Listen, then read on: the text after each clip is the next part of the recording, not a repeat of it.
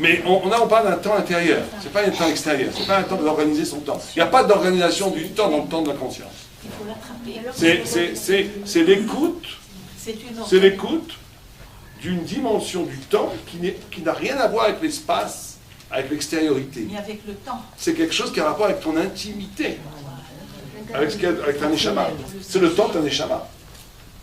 Bon, c'est très très dur celle-là. Celle-là, c'est vraiment.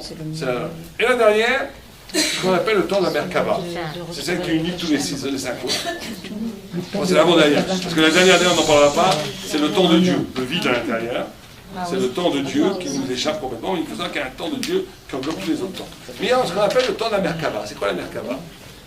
C'est ce qui fait l'union entre tous les temps dont on vient de parler. Quand vous voyez la Merkava, l'image de la Merkava qui est évoquée dans la Kabbalah, c'est par exemple quand vous avez un cavalier qui galope sur une plage.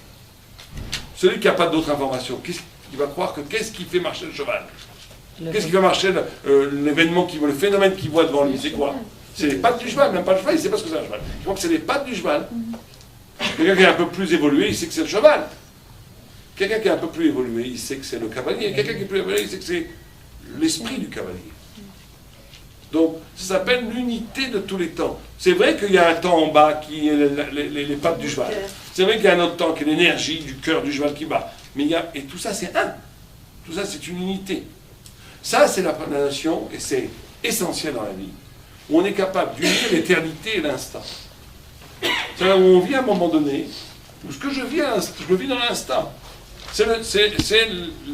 On va appeler ça le nachadroir du tzaddik.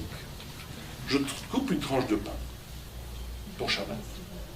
Je coupe une tranche de pain. Je vis le moment. Ça, il n'y a que les juifs qui sont capables de faire ça. Chez les goïms, c'est ou bien l'extase, je sors du temps. Le temps intérieur, par exemple, beaucoup de zen essayent de le retrouver. Ça veut essayer de m'arracher complètement au monde. Pour être dans un temps d'extase où je me colle à Dieu, où la vie n'existe plus. Où la vie se déroule à l'extérieur de moi. C'est très mauvais ça. Il faut avoir ce temps intérieur. Mais nous, les juifs, on n'est pas des zen. On doit être en contact avec la vie. Il y a d'autres, la plupart des gens, ils sont tellement dans la vie qu'ils sont complètement oubliés leur temps intérieur. Ils sont structurés par la vie extérieure, le travail, les obligations, les enfants, tout blablabla, ils n'existent pas. Le juif, par la kedusha, c'est ça la notion de kedusha. La kedusha, c'est la séparation. Un goy peut être spirituel, il ne peut jamais être kadosh. Spirituel, c'est des expériences d'élévation de l'âme. Mais la kedusha, il n'a pas. La kedusha, c'est Israël. Ça vient du Haggadah Israël. La kedusha, ça veut dire que je peux, à l'intérieur même de la matière, à l'intérieur même de la temporalité, à l'intérieur même de la vie, introduire une dimension séparée qui est éternelle. Donc on vit l'instant et l'éternité au même moment. C'est un niveau exceptionnel, mais ça peut arriver à tout le monde dans des grands moments de joie. Quand on marie ses enfants, quand on sort un livre de Torah, quand il arrive un événement absolument extraordinaire. À ce moment-là, on se rend compte, on vit le moment, on le vit. Mais en même temps, ce moment répond à tout ce que j'ai toujours attendu dans la vie. Ça me renvoie à l'éternité en même temps. Ça me renvoie à l'essence de ce que je suis. Ça m'envoie à quelque chose qui en moi est éternel, qui dépasse l'événement. Cet événement ponctuel qui existe chez beaucoup de gens, le tzaddik, il le vit à chaque instant. Le tzaddik, il le vit à chaque instant. Son acte est double, la notion du kafou. Il vit en même temps le présent, en respectant la poésie de la vie, qui n'est pas traduisible par l'éternité.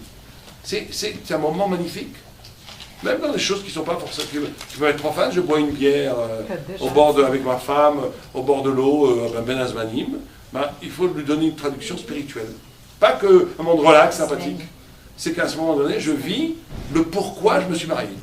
Imaginez, ça, votre mari vous prenne pour un fou, vous arrêtez, vous dites, pour une fois, vous dites, j'ai compris. Quoi? Qu'est-ce qui se passe?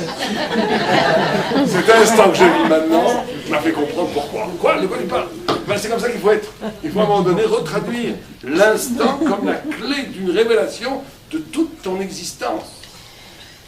Ça, c'est la barre de l'unité des temps, qui donne sens en vérité à la totalité des temps. C'est la barre qui va comme ça, qui est la barre qui sangle la baguette de la vie. Et après, il y a le temps intérieur, qui est le temps blanc, qui est le temps de Dieu, qui nous échappe complètement. Et il faut savoir qu'il y a quelque chose qui nous échappe complètement pour que le temps relatif ait un sens même pour nous. Amen, qu'il y ait un sens pour nous. C'est une bonne merci.